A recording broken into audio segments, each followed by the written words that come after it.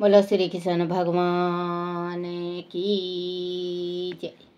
कार्तिक महात्म्य की जय। राजा कार्तिक महात्म्य में 5वां अध्याय। राजा पिथु ने कहा, हे मुनि जी, अपने कार्तिक मास में स्नान का फल कहा। अब अन्य मासों में विधित वत स्नान करने की विधि, नियम और उद्यापन की विधि मुझे बतलाइए। देव ऋषि नारद बोले, हे राजन, आप भगवान विष्णु के अंश से उत्पन्न हुए हैं। अंत यह बात आपको मालूम ही है, फिर भी मैं आपको यथोचित विधान बतलाता हूँ। ध्यान से सुनिए।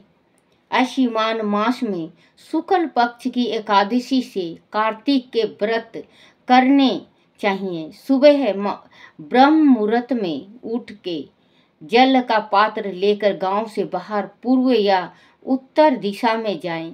दिन में अथवा शाम को कान पर जनेऊ चढ़ाकर पृथ्वी पर घास बिछा के सिर को कपड़े से ढककर मुंह को बाल पूर्वक भली भांति बंद करके थूक वह सांस को रोककर मल व मूत्र का त्याग करने के पश्चात मिट्टी व जल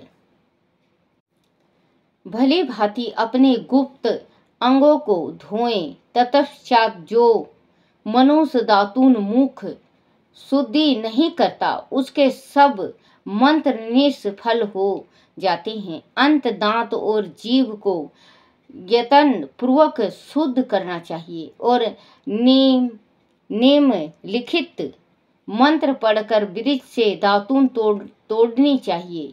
हे बृहस्पति, तुम हमें आयु, कीर्ति, तेज, प्रजा, पशु संपत्ति, महायज्ञ, बुद्धि, विद्या हमको प्रदान करो। यह मंत्र पढ़कर दूध वाले वृक्ष पर से 12 आंगुल की दातून तोड़कर करें। व्रत या श्रद्धा के दिन दातून नहीं करनी चाहिए।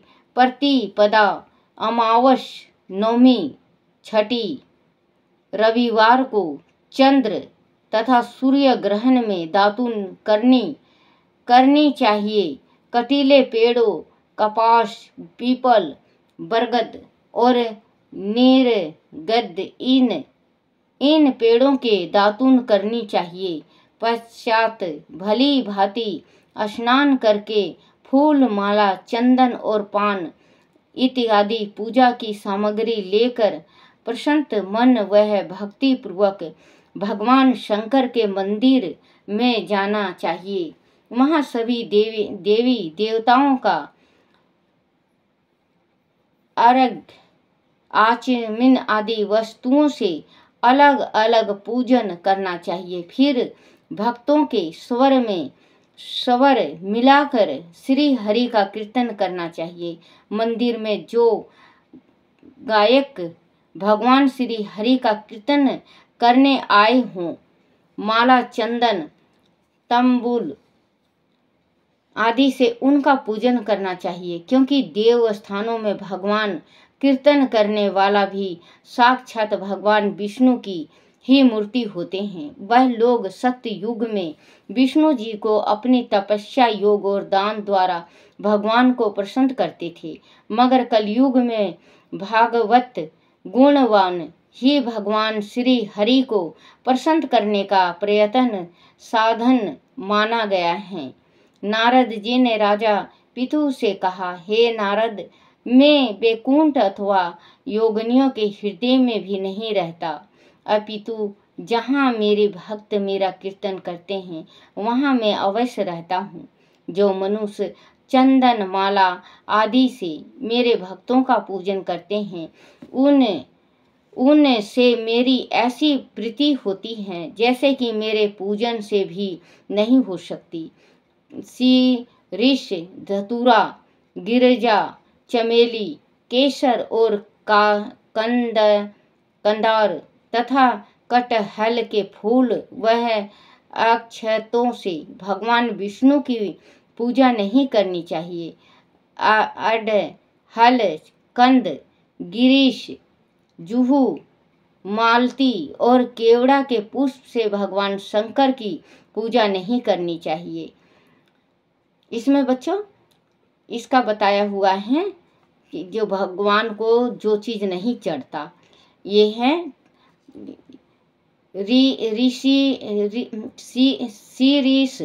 शीरीष, धतूरा, गिरजा, चमेली, केसर और कंदार तथा कटहल के फूलों वह अक्षतों से भगवान विष्णु की पूजा नहीं करनी चाहिए। अड़हल, कंद, गिरीश, जुहू, चमेली और केवड़ा के पुष्प से भगवान शंकर की पूजा नहीं करनी चाहिए। लक्ष्मी के इच्छुक पुरुष की तुलसी पात्र से सूर्य नारायण की पूजा नहीं करनी चाहिए। तुलसी दल डाल के सूर्य नारायण का पूजन कभी भी नहीं करना चाहिए। तुलसी पात्र से सूर्य नारायण की पूजा नहीं करनी चाहिए। जिन देवताओं की पूजा में जो फूल निषेध है उसी से उनका निर्दिष्ट है उन्हीं से उनका पूजन करें। पूजन समाप्त करने के पश्चात भगवान से क्षमा प्रार्थना करें।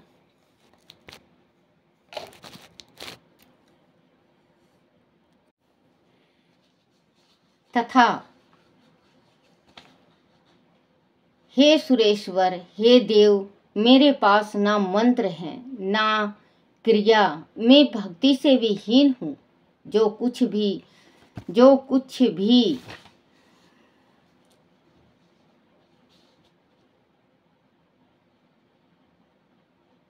भक्ति से ही हीन हूँ। जो कुछ भी पूजा मैंने आपकी की है उसे पूरा करें। ऐसी प्रार्थना करने के बाद दंडवत प्रणाम दो। वह क्षमा प्रार्थना करें। भगवान कीर्तन करना चाहिए, श्री हरि की कथा सुननी चाहिए और प्रसाद ग्रहण करना चाहिए। इस तरह बताए गए विधि के अनुसार जो मनुष्य कार्तिक व्रत का अनुष्ठान करते हैं, संसार के सभी सुखों को भोगते हुए अंत में मुक्ति को पाते हैं। बोलो श्री कृष्ण भगवान की जय। छठा अध्याय। नारद जी ने कहा, जब 2 घड़ी रात शेष रह जाए तो तिल, कुश, अक्षत, चंदन आदि लेकर शुद्ध होकर जलाशय पर जाएं। नहर की उपेक्षा नहीं, नदी में स्नान से 10 गुना फल मिलता है और नदी की उपेक्षा संगम पर स्नान करने से 10 गुना फल मिलता है और तीर्थ पर स्नान करने से इन सबसे दूना फल होता है। स्नान से पहले भगवान का ध्यान करके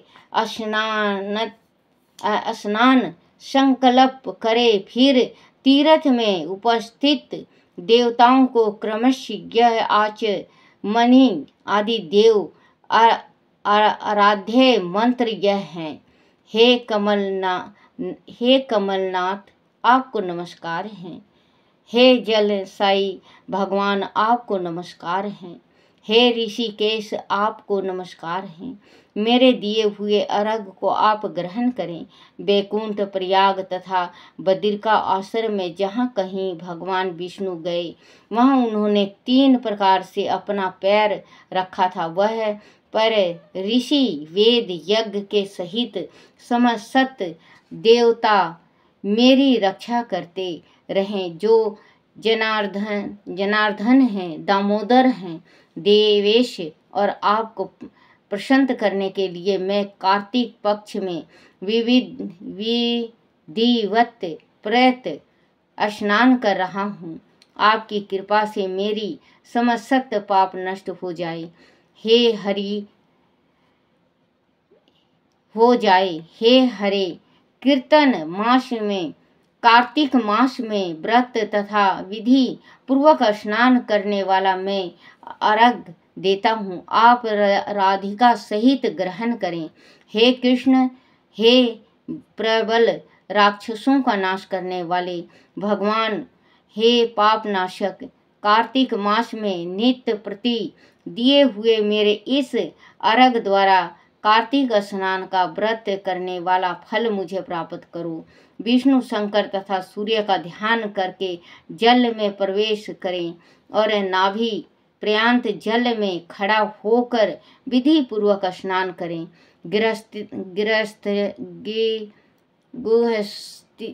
तिल और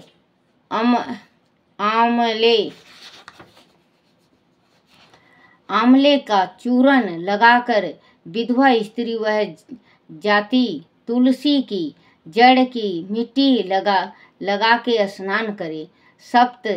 सप्तमी, अमावस्या, नवमी, त्रयोदशी तिथिया, दशमी आदि तिथियों को आंवला तथा तिल से स्नान नहीं करना चाहिए।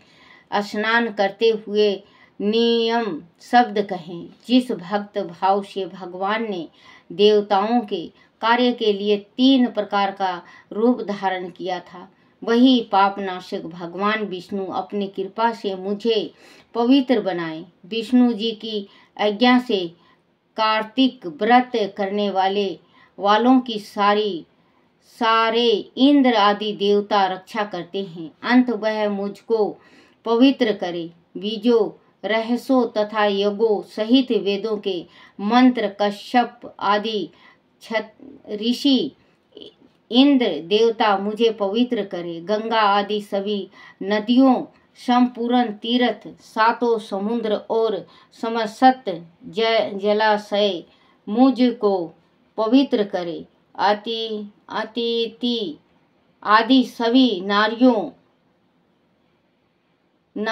यज्ञ, सिद्धि, सर्प, सब औषधियों, तीनों लोगों के पर्वत मुझे पवित्र करे। इन शब्दों को कहकर स्नान करने के पश्चात व्रती हाथ में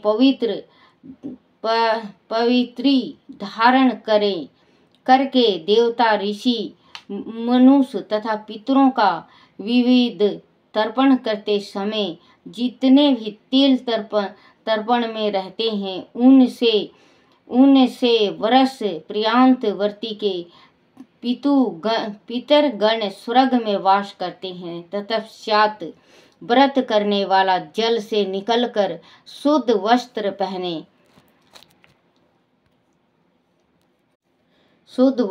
पहने और प्रातःकाल के सब कीर्तियों से नित्य होकर पूर्ण भगवान विष्णु का पूजन करें।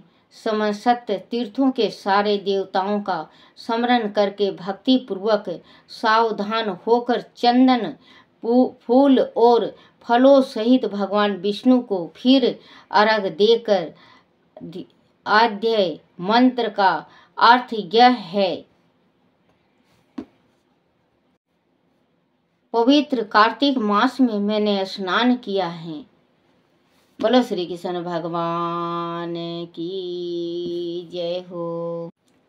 श्री कृष्ण गोविंद हरे मुरारी, हे नाथ नारायण वासुदेवाय, हे नाथ नारायण वासुदेवाय, हे नाथ नारायण वासुदेवाय।